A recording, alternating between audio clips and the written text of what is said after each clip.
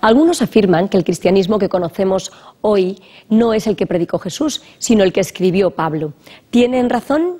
Amigos y amigas, muy bienvenidos a Buenas Noticias TV y gracias por acompañarnos esta mañana. Hoy vamos a conocer al apóstol Pablo en su faceta de escritor y vamos así a continuar con un nuevo episodio de la serie sobre escritores de la Biblia y que nos va a llevar a conocerles mejor. Pero antes, vamos a escuchar una canción.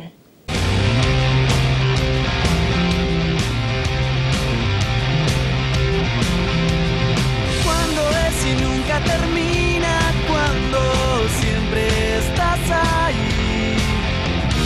Miro y veo hoy tus heridas rojas brillan más que el sol. Sueño de verte así, sin miedo hasta mí, siempre envuelto de verdad, ojos que no pueden ver tan alto. Si no estás, quiero andar, correr tu misma suerte, ver y ser como vos. Sueño de verte así, muero por vivir, siempre envuelto de tu amor. Nadie sale ileso de una guerra así, y si caes sin esperanza, por más. ¿Quién sale? ¿Quién sabe que esta guerra siempre la gana más débil? ¿Quién sale? ¿Quién sabe que esta guerra pues está ganada en tu mano? ¿Quién sabe?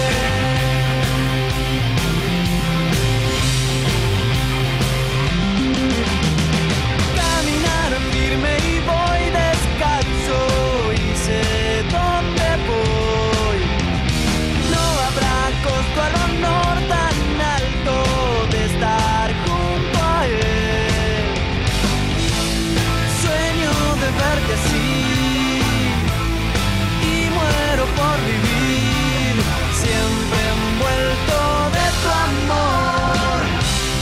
Nadie sale ileso de una guerra así, y si caes sin esperanza, tu vieja agonía va por más.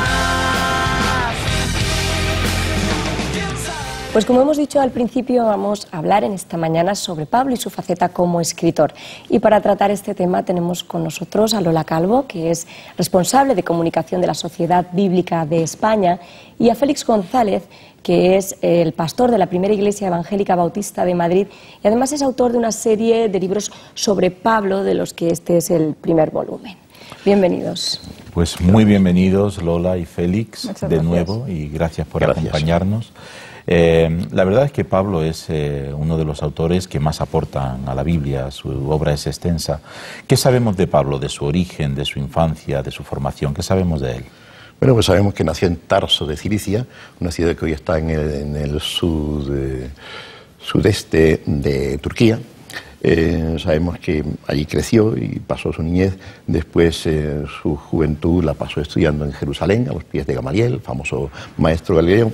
Sus padres eran de una familia bien posicionada económicamente porque él tenía la ciudadanía romana y esto se conseguía con mucho dinero o por una prestación especial al servicio al imperio, ¿no?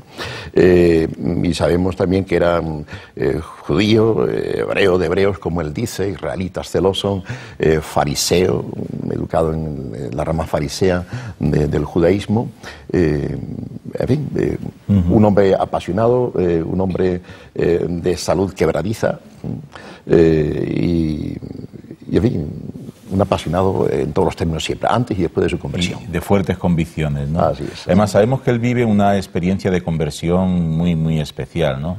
De hecho, se bromea mucho, ¿no? De qué color era el caballo del que se cae Pablo. ¿Lo sabéis vosotros?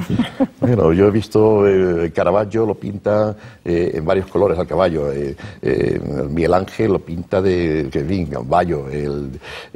Rubens lo pinta blanco. Pero lo gracioso es que el texto bíblico no dice que iba en caballo, ¿no? No dice ni que hubiera caballo. Exacto. ¿Y qué fue lo que le transformó de ser un verdugo en ser víctima? Pues yo creo que la experiencia, ¿no?, en el camino de Damasco es para él impresionante, ¿no? De realmente el que persigue, porque realmente él ama a Dios, ¿no? Y realmente él cree que es un servidor, y es un servidor celoso, y está arremetiendo con todo lo que cree que está en contra de ese Dios. Entonces que ese encuentro con Dios, cuando en el camino le habla y prácticamente cae, no sabemos si del caballo o de dónde, pero cae al suelo, ¿no? Y ese resplandor que hay le deja ciego momentáneamente. Verdaderamente ahí, cuando él oye, ¿no?, que dura cosa te es dar coces contra el aguijón, realmente yo creo que se le viene el mundo abajo. Él tiene una perspectiva nueva, ¿no?, de todo lo que está haciendo, y entiende que está precisamente yendo contra Jesucristo cuando es precisamente el Hijo de Dios. Ahí es donde él percibe esto, ¿no? Y de toda su obra, ¿cuál consideráis que es la más importante o la más relevante? Pues me imagino que para cada persona será diferente, pero yo creo que en Romanos, ¿no?, las epístolas a los romanos son tremendas, ¿no? Empezando por el propio lenguaje, ¿verdad?, que es tan peculiar, tan particular, y todo lo que está encerrando, ¿no? Realmente Pablo se dirige a esos primeros creyentes que ya empiezan a tener sus disensiones, empiezan a tener diferencias, y él va asentando, ¿no? Lo que quiere realmente es que aquellos que siguen a Cristo tengan una voz, tengan un sentir, hagan las cosas como Dios manda, ¿no? Exacto. De Romanos se puede decir también que es el escrito más pausado y reflexivo de Pablo. Es una reflexión sistemática del Evangelio de Jesucristo. Y además, pues, ahí Pablo alcanza, su reflexión teológica alcanza unas alturas que no se logran quizá en otros escritos. Además, no es un escrito polémico, sino misionero, y curiosamente relacionado con España, porque él escribe la carta a los romanos buscando pasar por Roma y ganarse la colaboración de las iglesias de Roma para que apoyen su viaje misionero a España. Y así lo expresa, ¿no?, en la misma Exacto. carta. Sí. La verdad es que Romanos es clave, ¿no?, a lo largo de la historia de la Iglesia también. Para Lutero fue clave, para muchísimos para Agustín, Agustín.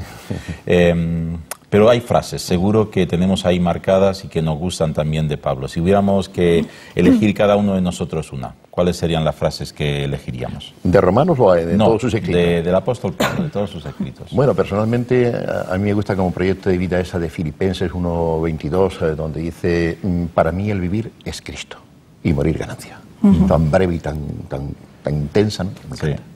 ¿Y para ti, Lola? Pues también salgo de Romanos, me voy a la carta a los Gálatas, ¿no? Es: con Cristo estoy juntamente crucificado, y ya no vivo yo, mas vive Cristo en mí. Yo creo que Él no va más.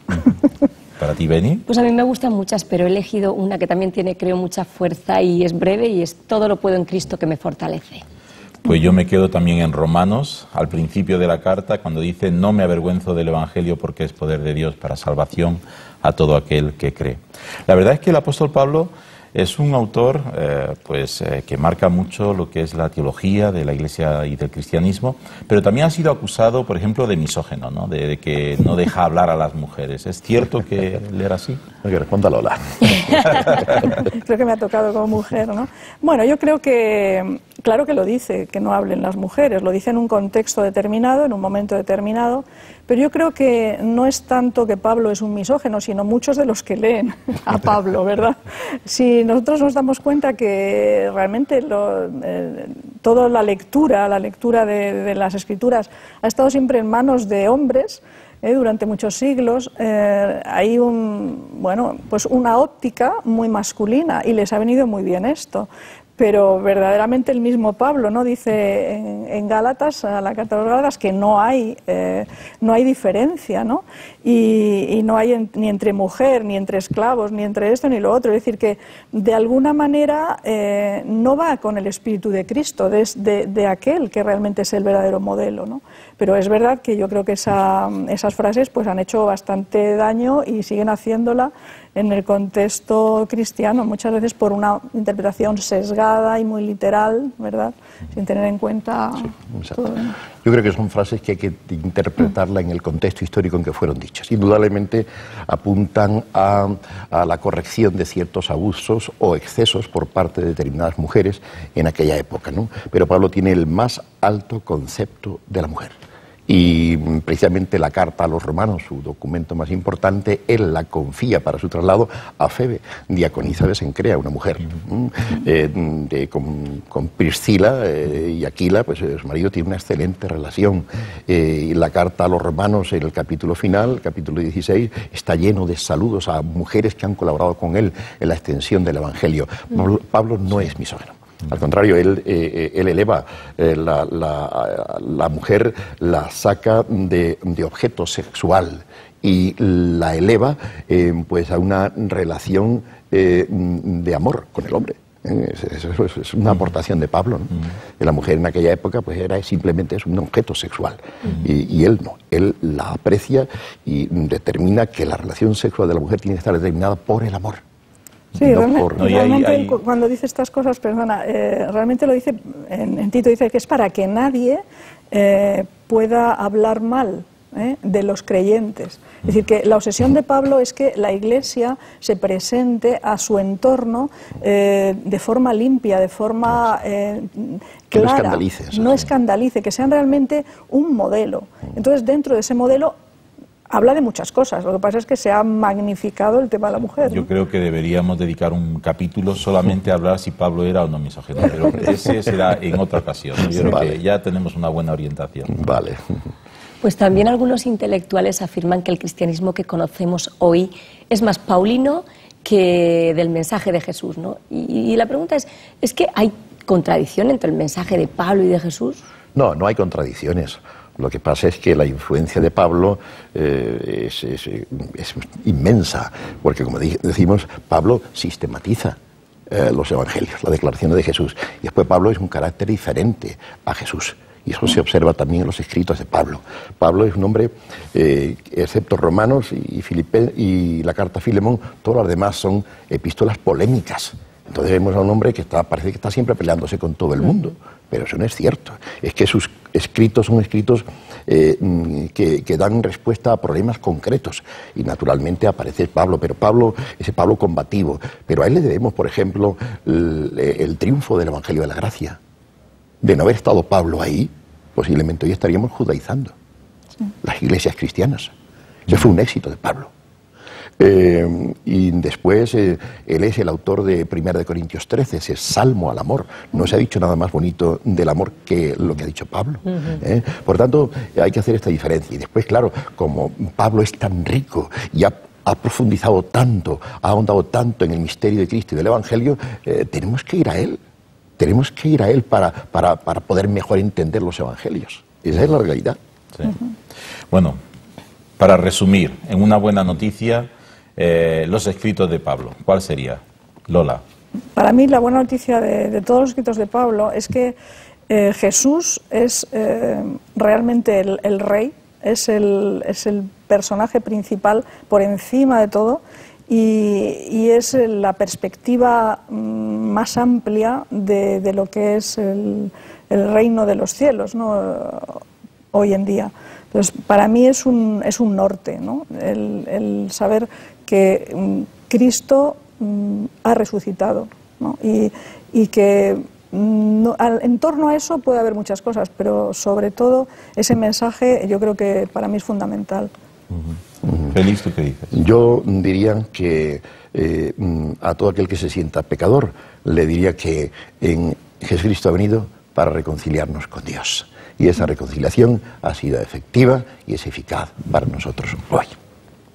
Pues esperemos que sí, esperemos que aquellos que nos están viendo realmente lleguen a aceptar ese mensaje de Pablo, que es de la palabra de Dios, y descubrir esa reconciliación con Dios que es tan bonita y tan importante para cada uno de nosotros.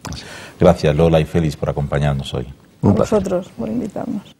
Pues nos tenemos que marchar ya, pero seguramente todavía no te has animado a leer la Biblia y nosotros queremos seguir haciéndolo. Puedes hacerlo a través de esta pequeña porción de la Biblia que es el Evangelio de San Juan y queremos regalártela llamando al teléfono 91 743 4400. Es un regalo que hacemos para promover la lectura de la Biblia y el teléfono al que nos puedes llamar, repito, es el 91 743 4400.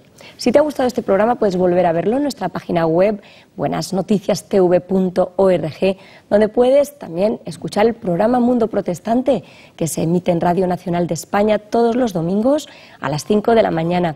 Y para los que os guste el Facebook también podéis encontrarnos ahí, solo tenéis que teclear Buenas Noticias TV en el buscador.